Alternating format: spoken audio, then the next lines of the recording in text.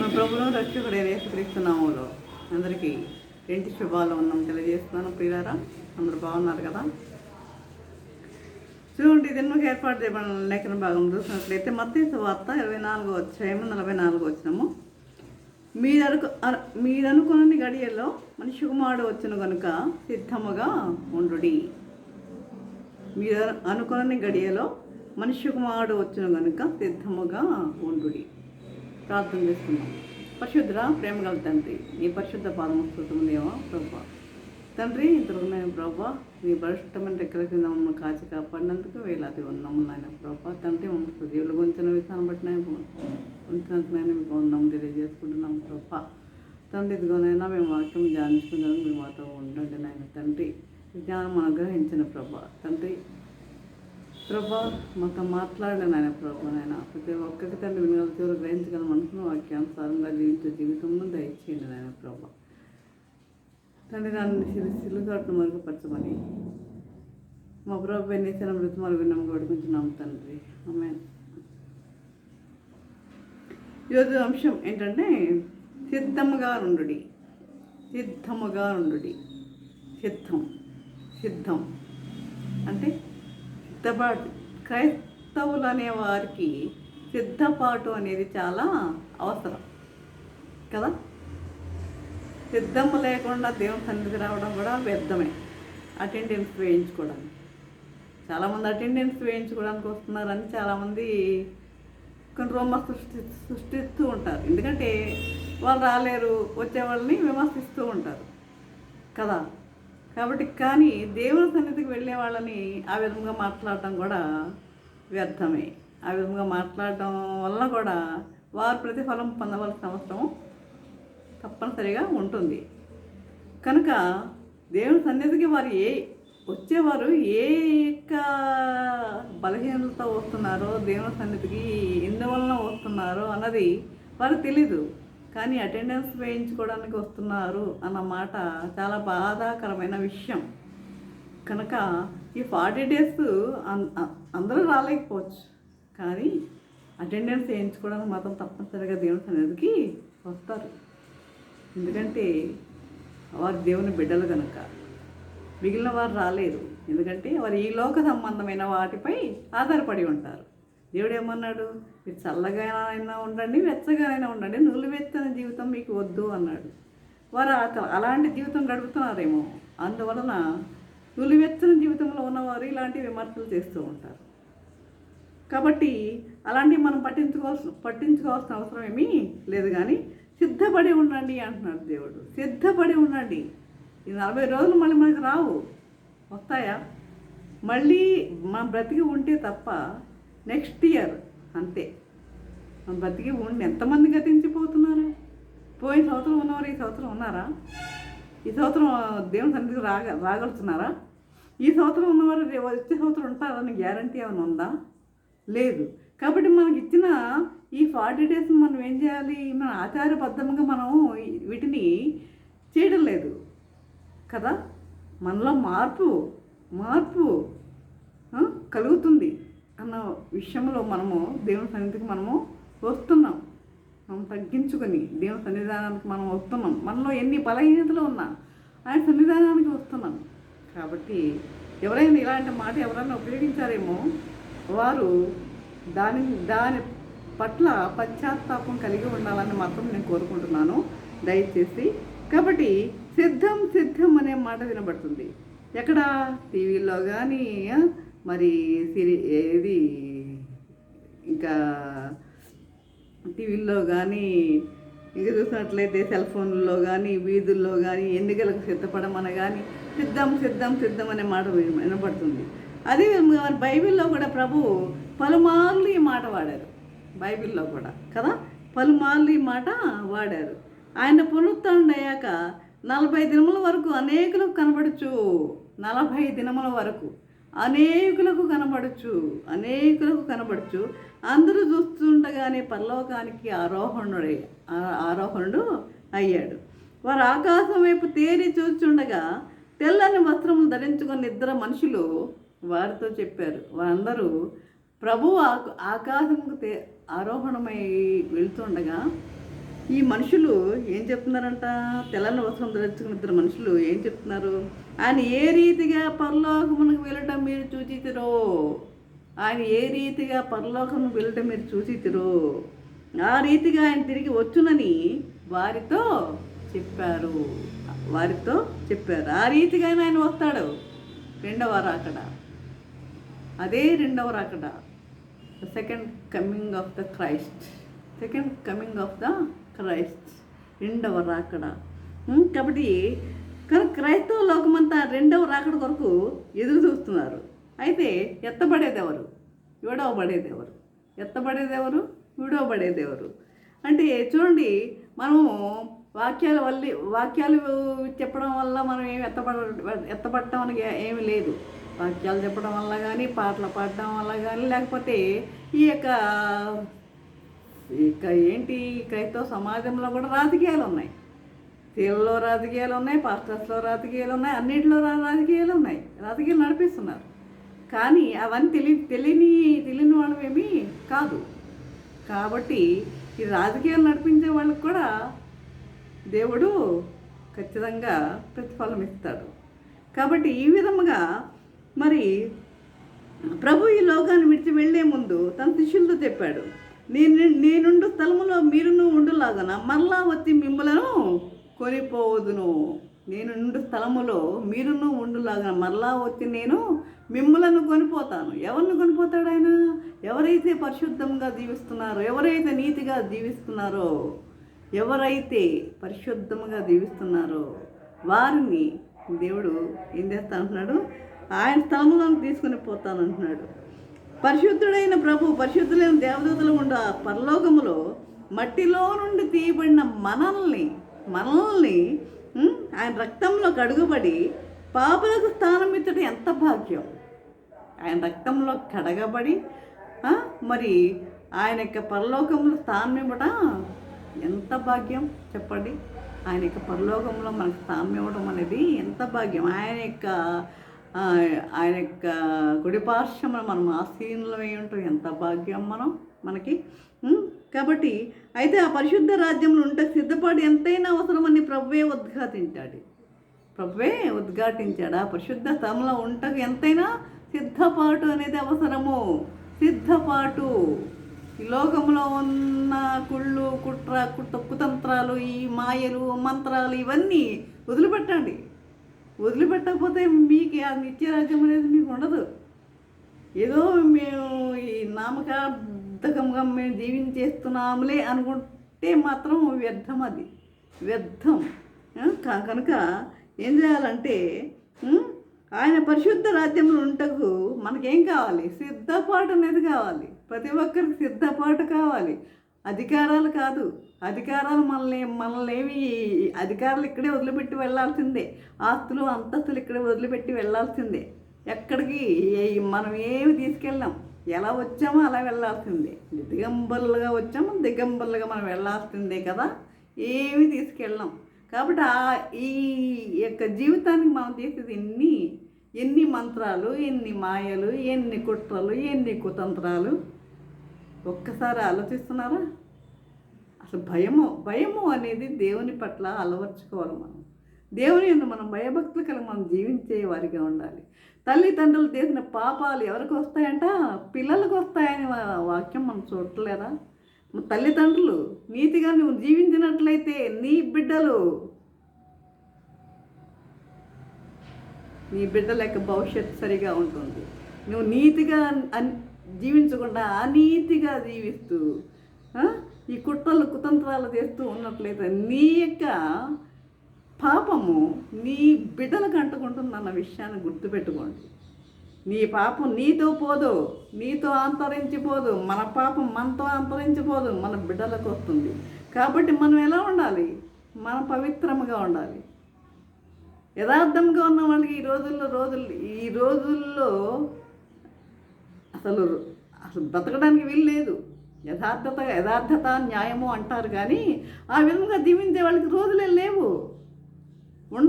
ఉండనీరు. ప్రక్కన ఉన్నవాళ్ళు కూడా ఉండనీరు.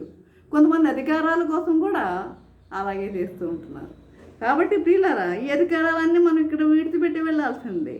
ఒక వ్యక్తి యుద్ధానికి వెళ్ళాలంటే ఏం కావాలి? కవచాలు కావాలి, కత్తి కావాలి, ఈటి కావాలి, మొదలగునవన్నీ ధరించి సిద్ధపడతాడు. ధనవంతులైన వారు వేసవికాలంలో ఎక్కడెక్కడికో వెళ్ళాలని, ఊటీ అని రకరకాల ప్రాంతాలకి, చల్లగా ఉండే ప్రాంతాలకి వెళ్ళాలని సిద్ధపడుతూ ఉంటారు. అదేవిధంగా చూడండి, మరి ఒక వ్యక్తి విదేశాలకు వెళ్ళాలంటే మొదట మన ప్రభుత్వం ఇచ్చే పాస్పోర్ట్ కావాలి కదా. ఒక వ్యక్తి విదేశాలకు వెళ్ళాలంటే ఏం కావాలి? మన ప్రభుత్వం ఇచ్చే పాస్పోర్ట్ కావాలి. అదే తర్వాత మరి నీవు వెళ్ళి ఆ దేశం వారు ఇచ్చే వీసా కూడా నీకు కావాలి. ఆ దేశం వారు ఇచ్చే వీసా కూడా నీకు కావాలి. ఈ రెండు లేకుండా నువ్వు ఏ దేశం వెళ్ళలేవు. ఈ రెండు, పాస్పోర్టు వీసా లేకుండా నువ్వు ఏ దేశం వెళ్ళలేవు. కనుక అది పరలోకం వెళ్ళమంటే ఇది వేరే లోకం. అది మరి పరలోకం వెళ్ళడం అంటే ఇది వేరే లోకం, ఆత్మల లోకం. మరి అందులోకి వెళ్ళాలంటే ఏం కావాలి? ఈ ఆత్మల లోకం. మరి అందులోకి వెళ్ళాలంటే ఏం కావాలి? రక్షణ అనే పాస్పోర్ట్ కావాలి మనకు. రక్షణ అనే పాస్పోర్ట్ కావాలి కదా. రక్షణ అనే పాస్పోర్ట్ అంటే నీ పాపముల గురించి నువ్వు పశ్చాత్తాపడి ప్రభు ఇచ్చే క్షమాపణ పొందాలి. నీ యొక్క పాపముల నిమిత్తమై పశ్చాత్తాపడి ప్రభు ఇచ్చే క్షమాపణ పొందాలి. అంతేగాని మనము బాప్తిస్మం, చిలకరింపు, ఇంకా ఉన్నారు చూడండి ఎవరు, ఇది జెండా కింద ప్రమాణం, అది కూడా బాప్తిస్మమే. మరి ఆ విధంగా ఇన్ని పరలోకాన్ని తీసుకెళ్ళలేవు. నువ్వు చిలకరింపు కానీ, ముందడం కానీ ఇవన్నీ నిన్ను పరలోకానికి తీసుకెళ్ళలేవు. మారు మనసు లేకుండా క్రైస్తవ కుటుంబంలో జన్మించే మాత్రాన పరలోకానికి వెళ్ళరు. రక్షణ పొందినంత మాత్రం సరిపోదు, కానీ భయముతో, వణుకుతో మన రక్షణను మనం ఏం చేయాలి? కాపాడుకోవాలి. ఉందా భయం? ఉందా భయం? ఆ భయం ఎవరికి ఎంతమందిలో ఉన్నది? ఆ భయం ఎవరికి వారే ఆత్మపరిశీలన చేసుకోవాలి. ఒకరిని ఒకరు విమర్శించే స్థాయికి ఎదగకుండా ఎవరికి వారు ఆ విధముగా వారి రక్షణ కాపాడుకోవాలి. చూడండి, మత్తయి సువార్త 24వ అధ్యాయం 13వ అధ్యాయంలో, మత్తయి సువార్త 24వ అధ్యాయం 13వ అధ్యాయంలో, అంతవరకు సహించిన వాడే రక్షింపబడను. అంతము వరకు నీకు ఎన్ని శ్రమలు వచ్చినా, కష్టాలు వచ్చినా, శోధనలు వచ్చినా, ఎన్ని వచ్చినా నువ్వు సహించాలి. కాబట్టి అంతం వరకు సహించిన వాడే రక్షించబడనని చెప్తుంది వారు. చాలామంది అనుకుంటారు, మేము రక్షించబడి 10 ఏళ్ళైంది, మేము రక్షించబడి 20 ఏళ్ళైంది, మేము రక్షించబడి 30 ఏళ్ళైంది, మేము రక్షించబడి 60 ఏళ్ళైంది అని చెప్పుకునే వాళ్ళు అనేక మంది ఉంటారు. కాబట్టి మరి పాత జీవితంలోనికి పోతున్నామా? రక్షణ కాపాడుకుంటున్నామా? మన పాత జీవితంలోనికే పోతున్నామా? రక్షించబడ్డామంటే ఏంటి? ఈ పాత జీవితాన్ని వదిలిపెట్టి కొత్త జీవితంలోనికి ప్రవేశించాలి. కొత్త జీవితంలోనికి ప్రవేశించే వారిగా ఉండాలి. మరి ఇది ముఖ్యం. మత్తయి సువార్త 7వ అధ్యాయం 22-23 వచనాల్లో దెయ్యాలకు వెళ్ళగొట్టం, ప్రవచించాం, అద్భుతాలు చేస్తాం అని అన్న వారితో ప్రభు చెప్తున్నాడు. ఈ శిష్యులు ఈ విధంగా చెప్తున్నారు, మేము దెయ్యాలను వెళ్ళగొట్టాం, ప్రవచించాం, అద్భుతాలు చేస్తామని అన్నవారితో ప్రభు ఏమని చెప్తున్నాడు? అక్రమం చేయవారులారా, నా యొద్ద నుండి తొలగిపోండి, నా యొద్ద నుండి పోండి అని చెప్తున్నాడు. అంటే దేవుని సేవ చేసి కూడా ఆత్మ జీవితాన్ని కాపాడుకోలేని వారి పరిస్థితి ఇక్కడ ప్రస్ఫుటం అవుతుంది. అందుకే మారు మనసు అనే పాస్పోర్ట్ పొందిన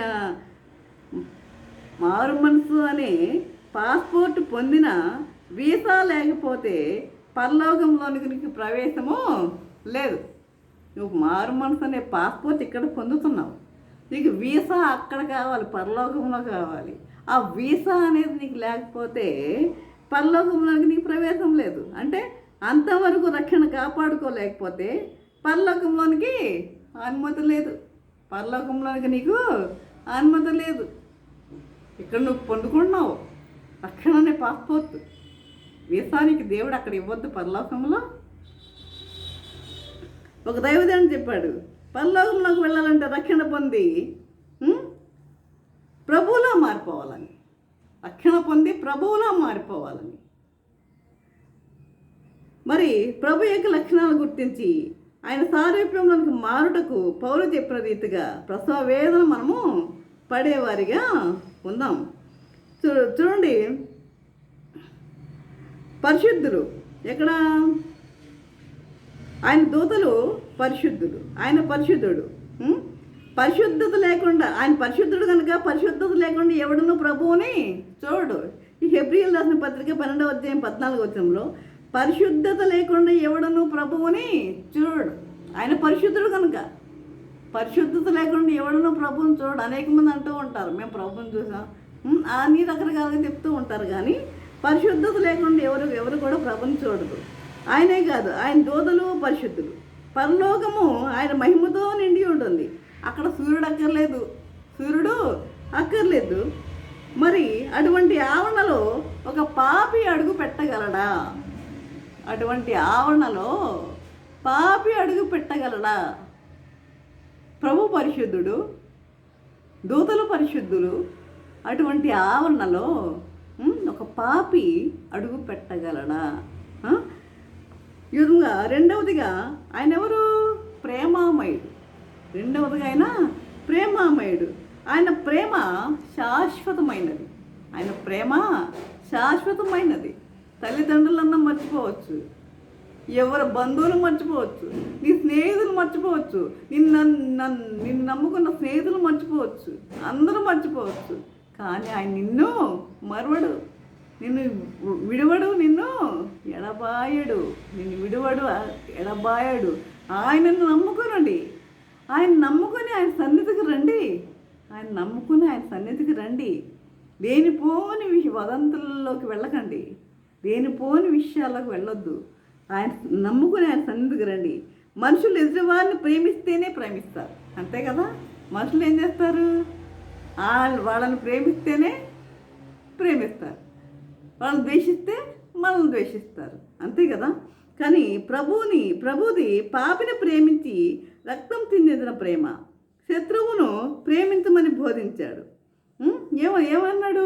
మొదటి మాటలో ఏమన్నాడు? తండ్రి, వీరేమి చేయుచున్నారో వీరు ఎరుగరు కనుక వీరిని క్షమించండి అన్నాడు కదా. ఎంతగా ఆయనను హింసిస్తున్నా ఆయన పాపిని ఏం చేశాడు? క్షమించాడు. తండ్రి, వీరేమి చేయుచున్నారో వీరు ఎరుగరు కనుక వీరిని క్షమించండి అన్నాడు. ఆ యొక్క ప్రేమ మనలో ఉందా?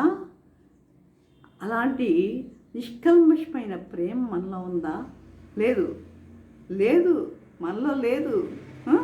కాబట్టి మూడవదిగా ఆయన పాపిని క్షమించి తిరిగి ఎన్నడూ వాటిని జ్ఞాపకం చేసుకున్నాడు. పాపిని క్షమిస్తాడు, తిరిగి ఆయన ఆ పాపి యొక్క పాపాలను ఎన్నడూ కూడా జ్ఞాపకం చేసుకున్నాడు. మనం క్షమించినట్టుగానే నటిస్తాం, అంతే. మన నటన మన చాలా గొప్ప నటన మనది, నటిస్తాం. కానీ ఆ వ్యక్తి చూడగానే అవన్నీ జ్ఞాపకం వచ్చేస్తాయి, A to Z జ్ఞాపకం వచ్చేస్తాయి. వారిని మనం ప్రేమించలేకపోతున్నాం. కాబట్టి కానీ మానవులుగా క్షమించినప్పటికీ వాటిని మళ్ళా మనం జ్ఞాపకం చేసుకుంటాం. ఇటువంటి చెడ్డ జ్ఞాపకాలు పరలోకములో ఉండవు. కనుక ఇక్కడే మనం ఏం చేయాలి? సరి చేసుకోవాలి. ఇక్కడే మనం సరి చేసుకునే వారిగా ఉండాలి. చూడండి, మత్తయి సువార్త 14వ అధ్యాయం 14వ వచనంలో 4వదిగా ఆయన జాలి, కనికరం, దీర్ఘశాంతం గల దేవుడు. జాలి, కనికరం, దీర్ఘశాంతం గల దేవుడు. ఆయన జనులు కాపరు లేని గొర్రెల వలె ఉన్నందున కనికరపడి వారికి బోధించాడు. మత్తయి సువార్త 15:32లో జనులు 3 దినముల నుండి నా యొద్దనున్నారు, తిననేమీ లేనందున వారు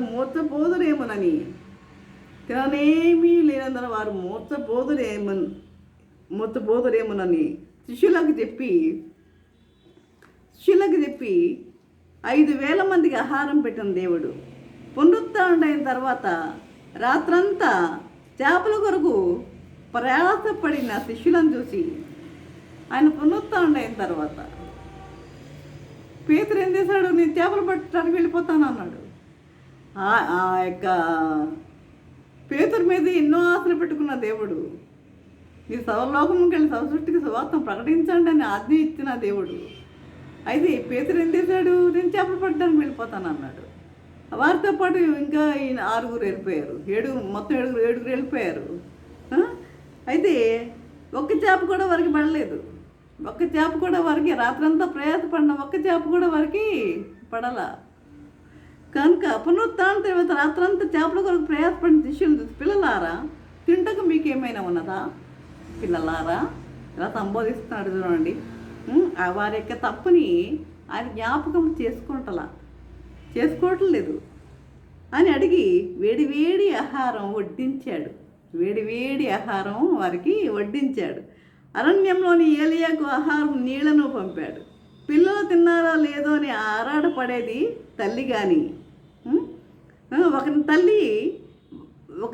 తల్లి వాణిని ఆదరించినట్లు నేను మిమ్మల్ని ఆదరించదని చెప్పిన ప్రభు ప్రేమ తల్లి ప్రేమకు నిదర్శనం. ఒకని తల్లి వాణ్ణి ఆదరించినట్లుగా నేను మిమ్మల్ని ఆదరించదనని చెప్పిన ప్రభు ప్రేమ తల్లి ప్రేమకు నిదర్శనం. ప్రియులారా, ఇది కీర్తనల గ్రంథంలో 101వ అధ్యాయం 7వ వచనంలో నేనే మార్గమును సత్యమును జీవమును అని చెప్పిన ప్రభువు అబద్ధమును సహించలేడు.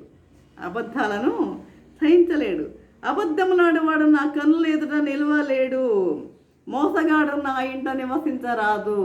మోసగాడు నా ఇంట నివసించరాదు. కొంతమంది ఏం చేస్తారు తెలుసా? మంచిగానే ఉన్నట్లుగా నటిస్తూ ఉంటారు ఇంట్లో వారితో కూడా. వాళ్ళు ఏం చేస్తారు? వర్తమానాలు పంపిస్తూ ఉంటారు బయటకు. ఇంట్లో విషయాలు కూడా బయటకు పంపిస్తూ ఉంటారు కొంతమంది. ఈ విషయాన్ని అర్థం చేసుకునే వాళ్ళు ఎవరో అన్నది వాళ్ళకే తెలుసు ఈ మాటకు సంబంధించి. కనుక అబద్ధములాడవాడు నా కళ్ళు ఎదురు నిలవడు, మోసగాడు నా ఇంట నివసించరాదు. విశ్వాసులు కూడా ఈ అబద్ధముల నుండి విడుదల పొందడం లేదు. విశ్వాసులు కూడా ఈ అబద్ధాల నుండి విడుదల పొందట్లేదు. వాళ్ళు అబద్ధాలు ఆడేస్తున్నారు. చిన్న అబద్ధమే కదా అనుకుంటున్నారు. చిన్న అబద్ధమే నేను ఎక్కడ తీసుకెళ్తున్నాన్న విషయం వాళ్ళకి అర్థం కావట్లేదా? గుండంలోనికి వారిని తీసుకువెళుతుంది. అబద్ధికులందరూ అగ్నిగుండములో పాలు పొందుతారని వాక్యం చెప్తుందిగా. చాలా చిన్న పాపం అని మనుషులు ఆలోచిస్తున్నారు. ఇది చాలా చిన్న పాపమే కదా అని మనుషులు ఆలోచిస్తున్నారు. కాబట్టి చూడండి, ఆయన మర్చిపోని దేవుడు. నువ్వు మారు మనసు పొంది ఆయన కుమార్తెగా మారినప్పుడు తన చేతుల మీద చెక్కున్న దేవుడు కొన్నిసార్లు కష్టాలు వస్తే మనం ఏమనుకుంటాం? దేవుడు మర్చిపోయాడని అనుకుంటాం. దేవుడు మర్చిపోయాడని ఏడుస్తూ ఉంటారు. కానీ ఆయన కనుదృష్టి నీ మీద ఉన్నదని నీవు మర్చిపోవద్దు. ఆయన కనుదృష్టి నీ మీద ఉన్నదని మర్చిపోవద్దు. అంతేకాదు, ఆయన కొరకు నీవేమైనా కష్టపడితే, సేవలో కష్టపడితే ఆయన తప్పక జ్ఞాపకం ఉంచుకొని ప్రతిఫలం ఇస్తాడు. సేవలో నీవు కష్టపడితే యథార్థంగా కష్టపడండి, నీతిగా కష్టపడండి. వీరి మీద పోటీతో కష్టపడకండి. ఈ పోటీతత్వం అనేది పనికిరాదు. ఈ సేవలో పోటీతత్వం అనేది నేనే అన్న మాటలు పనికి రావు. కాబట్టి ఈ విధముగా ఆయన కొరకు నీవేమైనా కష్టపడితే, సేవలో కష్టపడితే ఆయన తప్పక జ్ఞాపకం ఉంచుకుని నీకేం చేస్తాడు? ప్రతిఫలం ఇస్తాడు. ఆ వాక్యాలు చెప్పేటప్పుడు కూడా ఇతరులను బాధించని మాటలు చెప్పేవారిగా ఉండాలి. ఇతరులను బాధించొద్దు. ఒకవేళ ఏంటంటే ఆ యొక్క ఆలయానికి అభ్యంతరకరమైన విషయాలు ఏమన్నా ఉంటే అవి ఖండించడానికి అవకాశం ఉన్నది. కాబట్టి ఒక దైవజనుడు ఒక పల్లెటూరులో కూటాలకు వెళ్ళారు. కూటాలకు వెళ్ళారు. ఆయన అంతర్జాతీయ బోధకుడైనను గ్రామాలకు కూడా వెళ్తారు. కానీ అంతర్జాతీయ బోధకులు కాకపోయినా కొంతమంది ఏం చేస్తారు? గ్రామాలకు కూడా వెళ్ళి వాక్యాలు చెప్పడానికి వాళ్ళ చిన్నతనంగా అనిపిస్తుంది. నేను పెద్ద పాస్తుంది కదా, గ్రామాలకు వెళ్ళడం ఏంటి, పల్లెటూరికి వెళ్ళడం ఏంటి అనుకుంటారు కదా. ఆ ఊళ్ళో కరెంటు ఫ్యాన్లు కూడా లేకుండా పరిచర్య జరిగించారు. కరెంటు లేదు, ఫ్యాన్లు లేవు, అయినా పరిచర్య జరిగించారు. అయితే కొన్ని నెలల తర్వాత విదేశానికి వెళ్తే అక్కడ రోజుకు 30,000 రూపాయలు ఒక గదికి అద్దె ఇచ్చే భవనంలో ఉంచారట. అంటే ఈయన విదేశాలకు వెళ్తే, ఈ పాస్టర్ గారి విదేశాలకు వెళ్తే రోజుకి 30,000 రూపాయలు ఒక గదికి అద్దె ఇచ్చే భవనంలో ఉంచారంట. రోజుకి 30,000 రూపాయలు అద్దె. అలాంటి భవనంలో ఈయన్ని ఉంచారంట. ఈ పల్లెటూరులో ఆయన ఏ సేవ చేశాడు? కరెంటు లేదు, ఫ్యాన్లు లేవు, ఎలాంటి లేకుండా ఆయన యథార్థంగా సేవ చేశాడు ఇక్కడ. కానీ అక్కడికి వెళ్తే ఆయనకి ఎంత మరి దేవుడు మరి ఆయనకి ఎంత ప్రతిఫలాన్ని అనుగ్రహించాడు చూసారా? ఎందుకు ప్రభు ఈ రాజభోగం అంటే, ఆ పల్లెటూరులో కరెంటు కూడా లేకుండా కష్టపడ్డావు కదా, ఆ పల్లెటూరులో నువ్వు కరెంటు కూడా లేకుండా కష్టపడ్డావు కదా అన్నారట ప్రభు. మానవులుగా మనము దేవుడు చేసిన మేళ్లను, మనుషులు చేసిన మేళ్లను మర్చిపోకుండా కృతజ్ఞత కలిగి మనము జీవించాలి. కృతజ్ఞత దేవునికి అవసరం. కృతజ్ఞత కలిగి ఉండండి అంటాడు. కృతజ్ఞత. ఆ 10 మంది కుష్ఠరోగుల్లో కూడా చూసారా? ఆ 9 మంది ఎక్కడా అంటాడు. అంటే ఒక్కడే వచ్చాడు సమరయుడు, ఒక్కడే వచ్చి ఏం చేశాడు? కృతజ్ఞత చెల్లించుకున్నాడు. మరి ఆ 9 మంది ఏరి? ప్రశ్న. అవును, నీకు మేలు చేస్తున్నప్పుడు నువ్వేం చేయాలి? దేవునికి కృతజ్ఞత చెల్లించాలి. అది దేవుడు కోరుకుంటున్నాడు. అదేవిధంగా చూడండి, వాక్యం చెప్పి నేను ముగిస్తాను. పేతురు రాసిన మొదటి పత్రిక 5వ అధ్యాయము 6వ వచనంలో,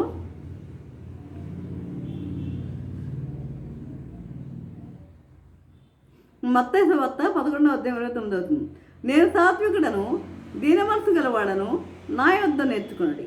నేను సాత్వికుడను, దీన మనసు గలవాడను, నా యొద్ద నేర్చుకునుడి. కుటుంబాలు కట్టుకునే తల్లులకు గృహములో ఈ సాత్వికం చాలా అవసరం. కుటుంబాలు కట్టుకునే తల్లులకు సాత్వికం అనేది చాలా అవసరం. కఠినమైన మాటలు పిల్లల మనసును ఏం చేస్తాయి? కఠినపరుస్తాయి. కఠినంగా మాట్లాడవద్దు. పిల్లల పట్ల కఠినంగా మాట్లాడవద్దు. అవి పిల్లల మనసును ఏం చేస్తాయంట? కఠినపరుస్తాయంట. కేకలు, బొబ్బలు వీటి వల్ల మనుషుల్లో మార్పు రాదు. కానీ కేకల వలన, బొబ్బల వలన మనుషుల్లో మార్పు రాదు. కానీ మృదువైన మాట ఏం చేస్తుంది? క్రోధమును చల్లారుస్తుంది. మృదువైన మాట కోపాన్ని చల్లారుస్తుంది. రాయబడిన రీతిగా యుద్ధ సన్నద్ధుడైన దావీదు హృదయాన్ని సాత్వికముతో అబీగయలు మార్చింది. ఎంతమందిని వేసుకుని వెళ్ళాడు? అడవిలో ఉన్నప్పుడు ఆ యొక్క ఎవరు అబీగయలు భర్త, ఈ దావీదు ఎవరు, ఆ ఇషా ఎవడు అన్నప్పుడు ఆ కోపంతో 400 మందిని తీసుకుని వెళ్ళాడు కదా. మరి అప్పుడు దావీదు యొక్క హృదయాన్ని సాత్వికంతో అబీగయలు మార్చింది. మరి ప్రభువు తండ్రితో సమానంగా ఆసీనుండే పరలోకాన్ని విడిచి దీనునిగా జన్మించడమే కాదు, పరలోకాన్ని విడిచి దీనునిగా ఈ లోకంలో జన్మించాడు. ఆయన దీనునిగా, రిక్తునిగా ఈ లోకములో జన్మించాడు కదా. మరి శిష్యులు పాదాలు కడిగేంతగా తగ్గించుకున్నాడు. కదా. మనం ఎవరి కాలాన్ని మనకు తగిలితేనే మనం ఊరిపోయి చూస్తాం. కానీ ఆయన పాదాలు కడిగేంతగా తగ్గించుకున్నాడు. మానవులుగా మనం హెచ్చించుకోవడమే కానీ తగ్గించుకోవడం అనేది మనకి తెలీదు. తగ్గింపు గురించి చెప్తాం, బాగా చెప్పేస్తాం, ఉపన్యాసాలు తగ్గింపు గురించి, విధేయత గురించి చాలా బాగా చెప్పేస్తాం. అహంకారాన్ని అణుచుకోండి, అహంకారం వద్దు, ధనాపేక్ష సమస్తమైన కీడులకు మూలము అన్న వాళ్ళలోనే ధనాపేక్ష ఎక్కువగా ఉంటుందని మనం అర్థం చేసుకోవాలి. అసలు వాక్యం చెప్పేటప్పుడు తగ్గింపు అన్న వాళ్ళలో కూడా తగ్గింపు అనేది ఉండదు. విధేయత కలిగి జీవించండి అన్న వాళ్ళ విధేయత అసలు ఉండదు. కాబట్టి మనము చెప్పే మాటలు మనకు ముందు అన్వయించుకుని మనం చెప్పేవారిగా ఉండాలి. మనము అన్వయించుకుని మనము అన్వయించుకోవాలి. అన్వయించుకుని మనము చెప్పేవారిగా ఉండాలి. కాబట్టి తగిన సమయం మందు హెచ్చించినట్లు ఆయన బలిష్టమైన చేతి కింద దీన మనస్కులై ఉండండి. ఒక సమయం అనేది వస్తుంది, ఆ సమయం మందు ఆయన మిమ్మల్ని హెచ్చిస్తాడు. అప్పటి వరకు మీరు ఎలా ఉండాలి? దీన మనస్కులై ఉండాలి. అంతేగాని మీ అరుపులు కేకలు బొబ్బులు వద్దు. దీన మనస్కులై ఉండండి అని ఇప్పుడు పేతురు రాసిన మొదటి పత్రిక 5-6 అధ్యాయంలో కూడా వాక్యం హెచ్చరిస్తుంది. హాగరు ఏం చేసింది? హెచ్చించుకుంది. హాగరు ఇప్పుడు తనకి గర్భం వచ్చిన సమయంలో శారాకి గర్భం రాలేదు, నాకు గర్భం వచ్చిందని చెప్పి అసలు హాగర్ని ఇచ్చింది ఎవరు? శారా కాదా? కానీ ఈమె ఏం చేసింది? హాగరు హెచ్చించుకుంది. తానేకి యజమానురాలను మురిసిపోయింది. కానీ సారాయి దాసువైన హాగరు అని పిలిచి నీ యజమానురాలు చేతి కింద అణిగి ఉండుమని హితోపదేశం చేశాడు. అసలు తొందరపడింది శారా, సంతానం లేదని తొందరపడి హాగర్నిచ్చింది. కానీ చూడండి, ఒక భర్త ఒక భర్త తన భార్యను కాకుండా ఇంకొక భార్యను ఇంకొక వ్యక్తిని ఆ భార్య సహించలేదు. ఇంకొక స్త్రీతో ఏమన్నా కాంటాక్ట్ ఉందని తెలుస్తుందంటే ఆ యొక్క స్త్రీ సహించలేదు. కాబట్టి మరి ఈ శారా ఏం చేసింది? సంతానం కొరకు ఆ యొక్క హాగర్ని అబ్రహాంకి ఇచ్చింది. కానీ హాగర్ ఏం చేసింది? హెచ్చించుకుంది. కానీ శారై దాసువైన హాగరు అని పిలిచి నీ యజమానురాల చేతి క్రింద అణిగి ఉండమని హితోపదేశం చేశాడు.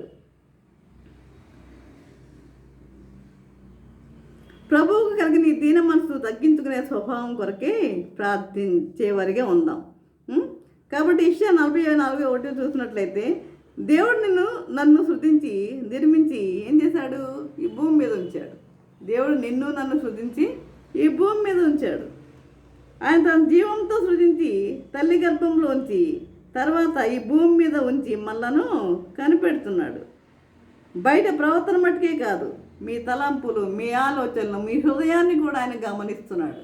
మీ తలంపులు, మీ ఆలోచనలు అన్నీ కూడా ఆయన గమనిస్తున్నాడు. మరి ఎప్పుడన్నా ఆలోచన చేస్తారా?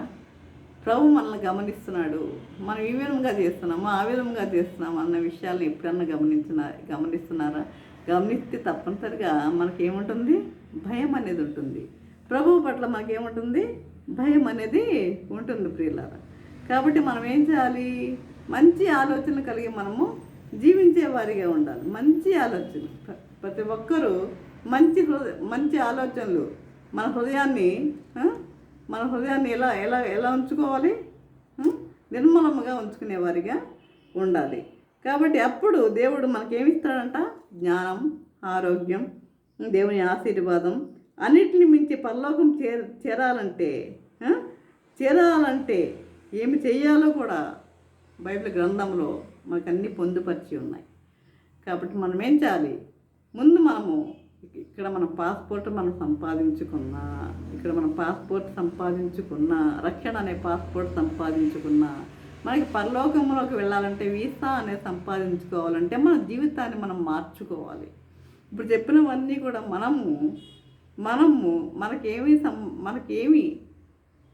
మనలో ఏమి లోపించింది, ఏమి అనేది ప్రతి ఒక్కరూ విని అర్థం చేసుకొని గ్రహించి దేవుని పట్ల భయభక్తులు కలిగి జీవించేవారిగా ఉండండి.